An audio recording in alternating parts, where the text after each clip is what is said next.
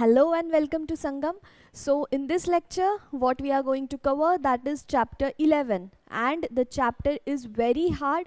If you try to read and learn it on your own, then you are not going to understand lot many of concepts from this chapter, and that's why there comes the role of a teacher. So without wasting any further time, let us start with the chapter named Work and Energy. Now the first word in this chapter is work. So let me ask you one question. What do you think is work? If I tell you that I sat on laptop, like I did some work on my laptop, and is it calculated as work in physics term? Then the answer would be no. Why? There should be two things when we are talking in physics, that it will count as work done. So when you have to say that work is completed, so which are those two things?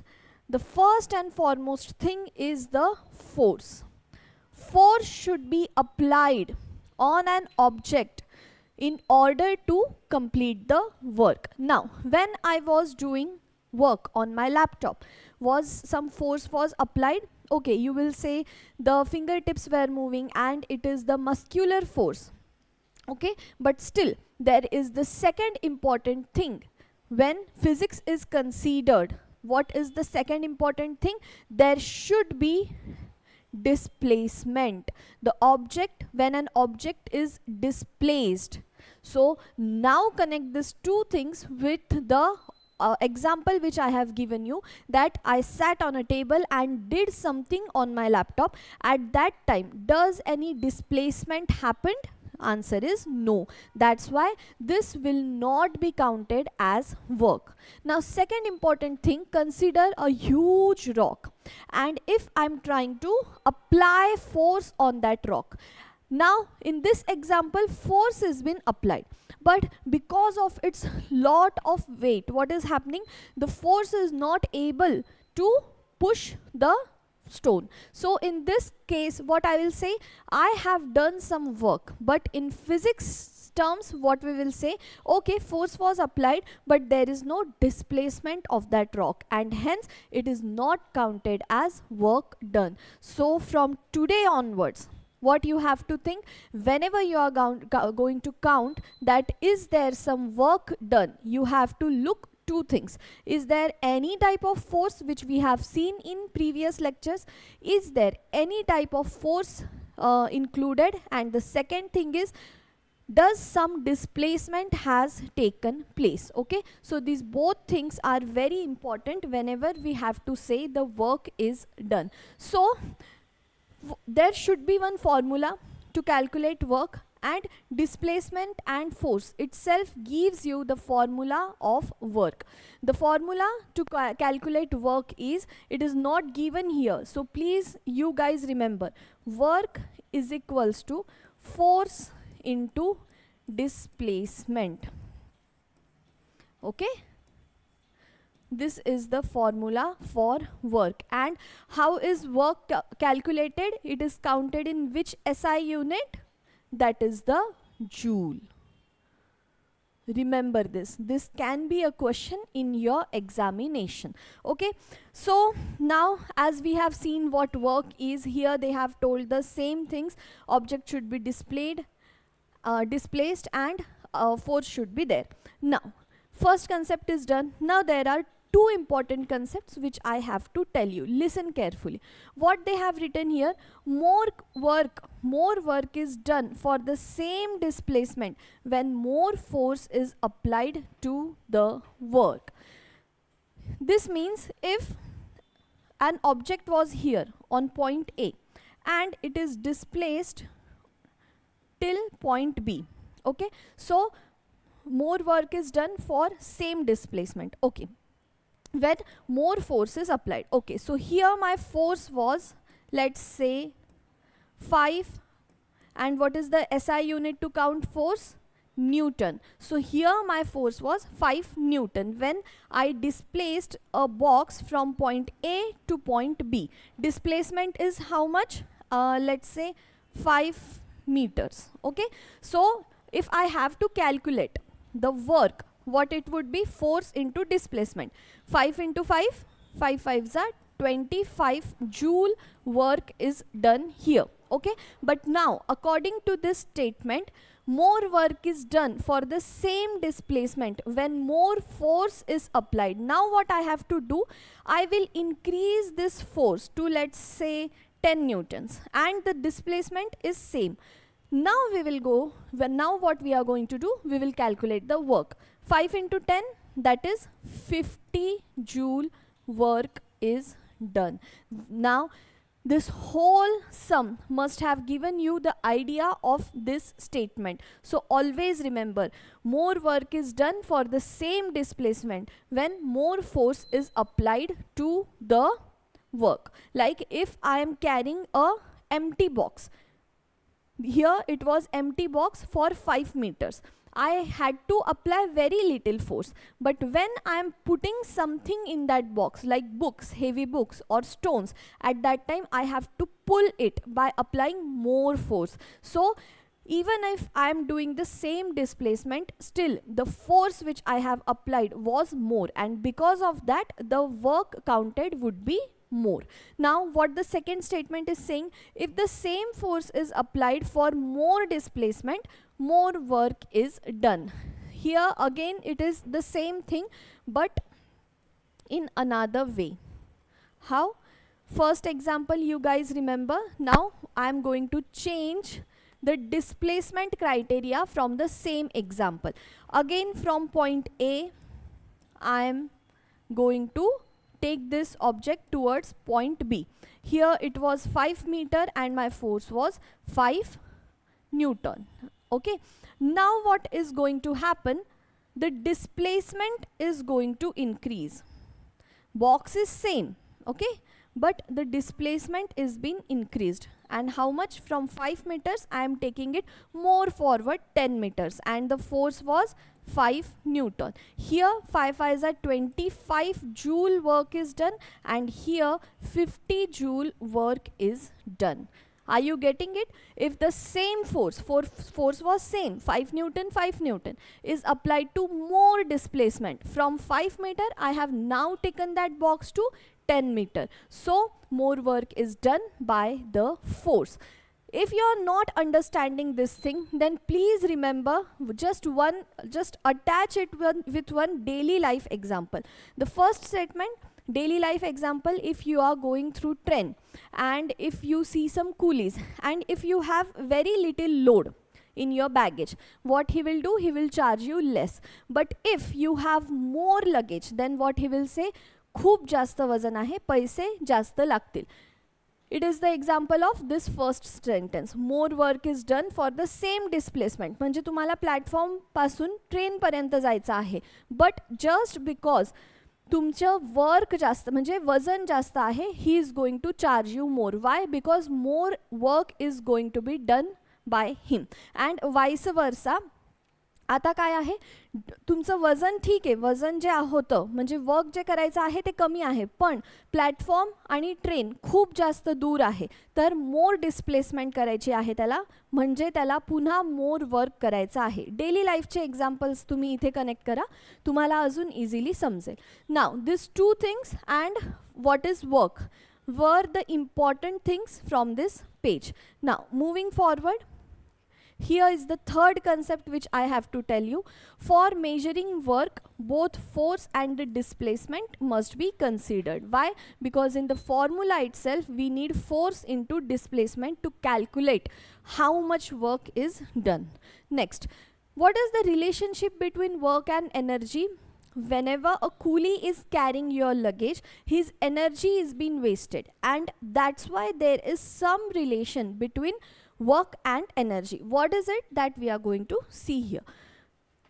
Now in this picture, boy has applied force to the toy car. Which force? His muscle force. That's why he is pushing that car. Work has been done because of force applied to car has caused displacement. Now the boy had energy, through that energy he has applied that energy to the car, and because of that energy, because of that force, the car's displacement has taken. So that is the relation. Whenever the energy is converted into force and force makes the displacement of the object, this will lead us to work done. In other words, transformation of boy's energy into work has taken place through the applied force. I hope you guys have understood this concept. Moving forward, this I have told you already, the units of work and energy are the same.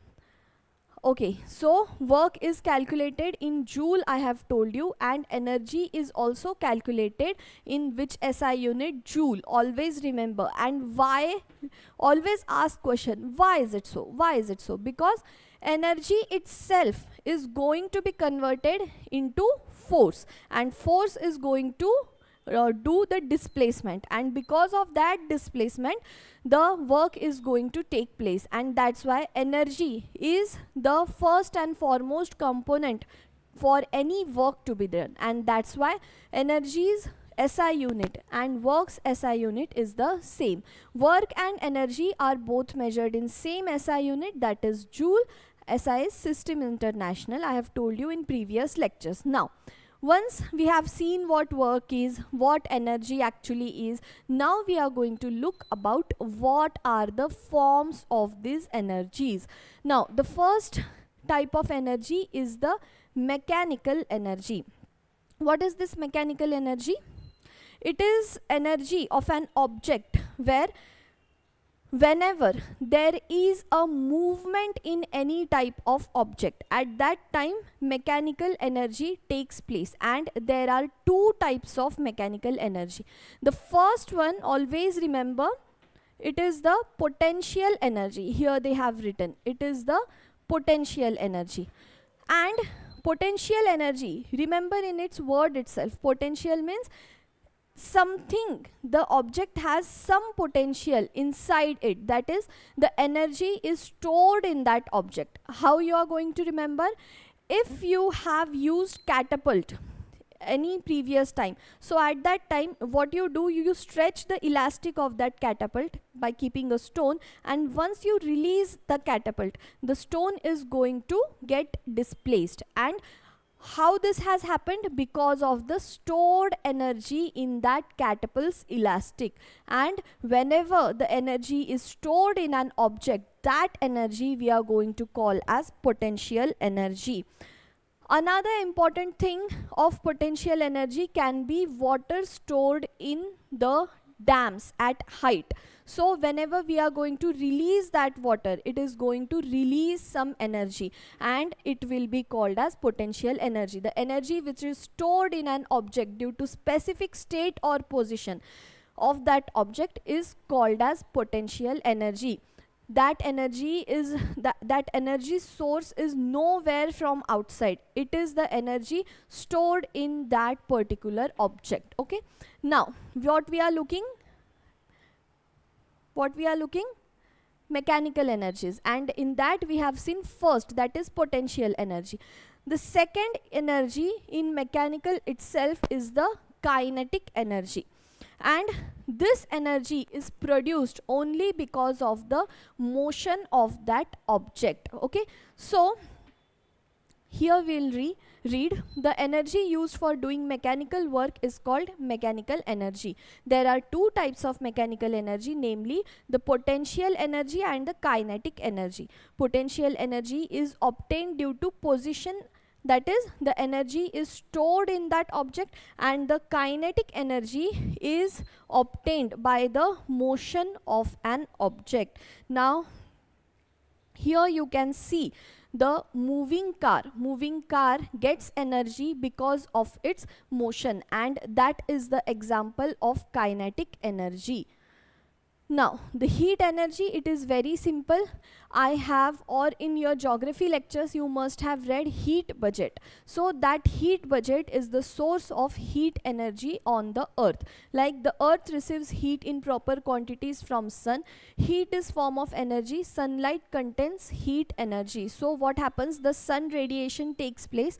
The sun sends its radiation towards the earth. In the sky, some radiations, some heat is transferred back to the atmosphere, and then some is the earth receives some heat energy, and this heat energy is the source of everything, all energies on the planet earth. Heat is measured in which calories, that is in which unit, that is calories. I have told you in our diet and nutrition chapter that whenever we consume food, what we get heat, and that's why our diet is measured in which SI unit, how much calories we have intake, and that's why heat is measured in calories.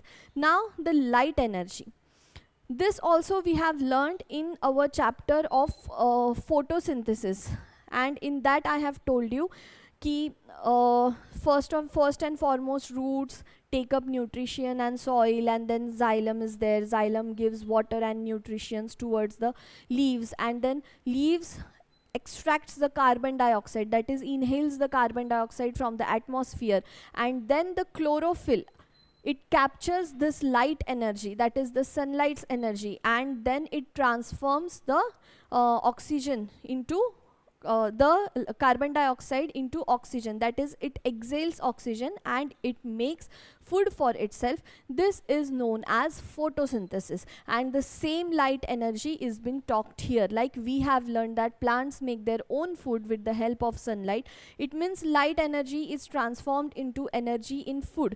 Plants and animals use food, and that's why light energy is form of energy. Now the important thing is the sound energy, very important. Here nothing is dealt about sound energy, but in MPSC there can be lot of questions on sound energy, so you have to understand what actually is sound energy. Whenever I am talking, this is also sound energy. Whenever you are listening to this lecture, what you are doing, you like it is the sound energy which you are consuming. So how is this sound energy produced? See, the particles move in waves, okay, they vibrate and they move in waves, and because of this vibration itself the sound energy is created. So the sound energy always travel in waves. And in which medium does it travel? Does it travel in air, or in solid, or in liquid? So the answer will be yes, sound travels in all three mediums, air, solid and liquid, but it cannot travel in the vacuum. Okay, so remember this thing, sound energy is produced through the vibrations, and the sound energy travels in waves. What are the important examples of sound energy? The ultrasound, the sonography, wherein we study various parts of the body. Sound energy is very important example of ultrasound energy. The second important thing is the sonar, wherein the ships detect and travel using this sound waves. And important for all competitive examinations, the dolphin. How does the dolphins are they are not able to hear what we are saying, okay, so that's why how does they travel in the air body? ते एका प्रकारचे sound waves, इकोहेलिशन पण म्हणतात त्यांना, sound waves ते emit करतात, and whenever that sound goes and touches, और whenever that sound goes आणि एखादा ऑब्जेक्ट असेल समोर, समजा एखादी फिश असेल किंवा स्टोन असेल, झाड असेल, तर ते वापस येतात ॲज इकोज. ते जे वेव्ज आहेत ते तिथे टकरून वापस येतात. And because of this the dolphins get to know the texture, the object, the size of what is there present त्यांच्या समोर काय आहे ते ह्या डॉल्फिन्सला कळतं. तर जे डॉल्फिन्स असतात, सॉरी ते बहिरे नाही, ते आंधळ्या असतात डॉल्फिन्स, तर त्यांना दिसत नाही त्यांच्या समोर काय आहे आणि त्यामुळे ते साऊंड वेव्सचा यूज करतात समोर काय आहे ते जाणून घेण्यासाठी. तर साऊंड एनर्जी खूप जास्त महत्त्वाची आहे आपल्याला एक्झामसाठी. And then is the chemical energy. Each and everything happening around us, most of the things are chemical energy. जे मी तुम्हाला सांगितलं होतं plants photosynthesis, that is also the sun energy is been transmitted to chemical energy. Whenever we are consuming carbohydrates or proteins or nutrients, what we are doing, we are generating some energy for our survival, and that is also the chemical energy. Whenever there is reaction in the atom, at that time chemical energy is been produced. Okay, so chemical energy is stored in bonds of atoms and molecules. When chemical reaction takes place, at that time chemical energy is been produced. And another important thing is these batteries in our cars or in phone, or let's say in two wheelers. So this lead acid batteries, what does it happens? Whenever we start the engine, there is some chemical reaction in that batteries, and then it is going to start our vehicle. That's why chemical energy is an important example. The energy stored in wood is emitted in various forms through chemical energy. Whenever you have you ever tried to burn wood? At that time what happens, this wood cracks and makes some sounds. It is nothing but the chemical reaction happening in the wood. Now moving forward, here we can see there are some activities for school childrens. Now transformation of energy, it is very simple, you guys can understand after reading this, but still I'm going to tell you. See what happens, I have told you earlier also what water cycle is. First there is ocean body or any, let's say, water body, and because of sunlight this water evaporates. Once it is evaporated, it settles in the clouds in the form of water vapor, and then this water vapor again condenses, and then rain happens, and this rainwater flows into the rivers, and it is stored in reservoirs or dam. These are at height, and therefore there is potential energy. Just now I have told you in potential energy, this example only. And then it is transformed into kinetic energy. First it was there in the dam, so at that time there was some energy stored in that object. Now when it is moving forward, like when it is falling from the height towards the slope, what is happening? Because of that motion, kinetic energy is been produced. And so see what has happened, the potential energy has transformed into kinetic energy. Now again, how different energies are going to transform? Then when the water falls on the blades of turbine, its kinetic energy is transferred to the turbines. Now you must have seen that turbines like fan shape. This kinetic energy of the water is now transported to that turbine, and the turbine rotates, producing electrical energy. We can produce electricity through by using wind energy or this turbine energy. So kinetic potential energy into kinetic energy, and then electrical energy. Then electrical energy is used in our houses, and we convert it into the light energy whenever we switch on tube light or the bulb. So it has transformed into electrical energy into light energy. And then we can also listen to some music players, that is it has transformed into sound energy. And if we use oven or something like that, then it is transported again to heat energy. So each and every energy can be transformed into various types of energies. It is possible. In other words, sun is the most important source of energy. Why only sun? Because of sun evaporation happens, and because of evaporation, just now we have seen everything this happens. Because of this sun, chemical reaction happens in the plants, like photosynthesis is a type of chemical reaction. So each and everything, because of this sun, again the heat energy we get heat energy from the sun. So remember, sun is the most important source of all energies on the earth.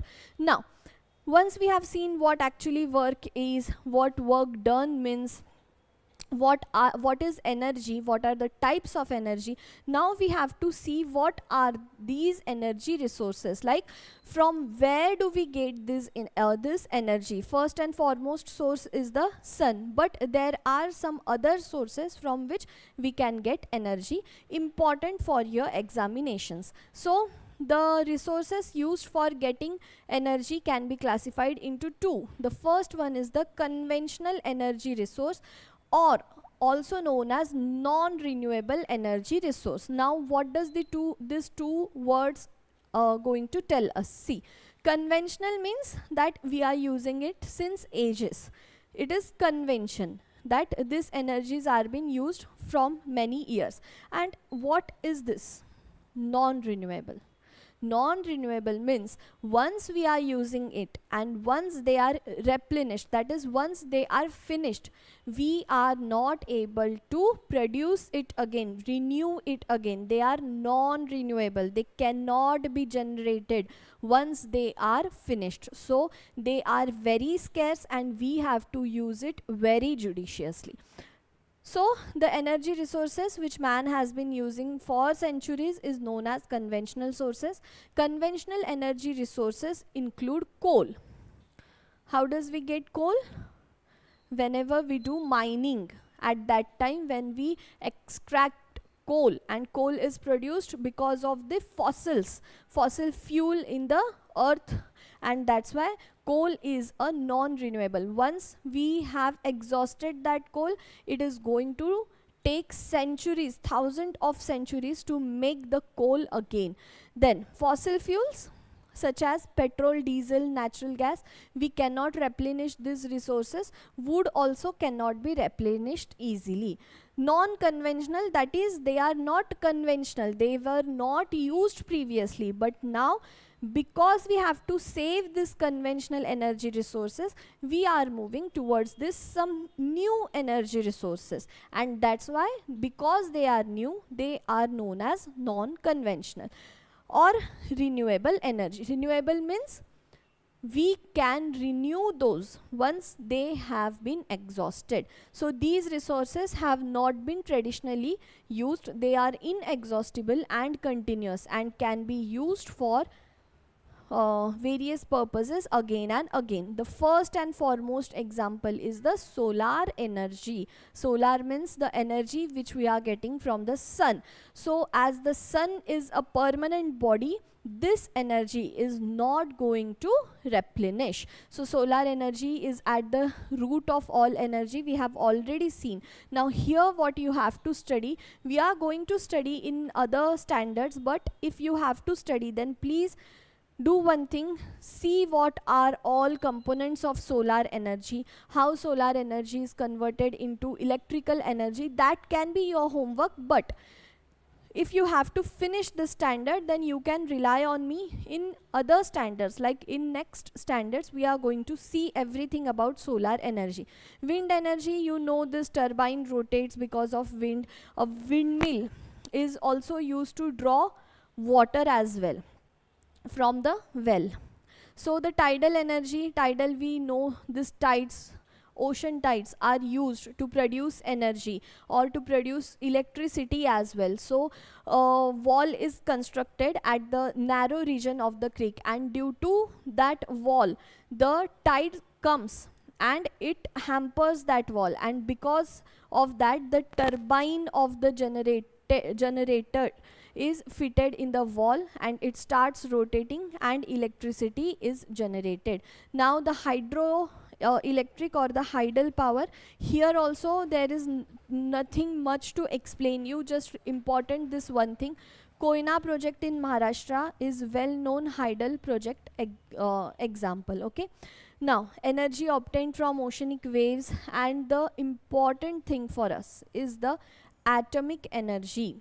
Now if I read these two lines, you are not going to get anything. So I have to tell you a little bit about atomic energy. See, atomic energy is also known as nuclear energy, and we all know that atom, first and foremost thing, if you guys remember, I have told you each and every matter on this planet earth is made up of atom. That is, the atom is the smallest unit of a matter. Now see, if this is the structure of an atom, okay, so in the center of this atom is a nucleus, and through this nucleus itself we are going to generate one energy that is known as the atomic energy or the nuclear energy. So inside this nucleus, what does we have? Protons.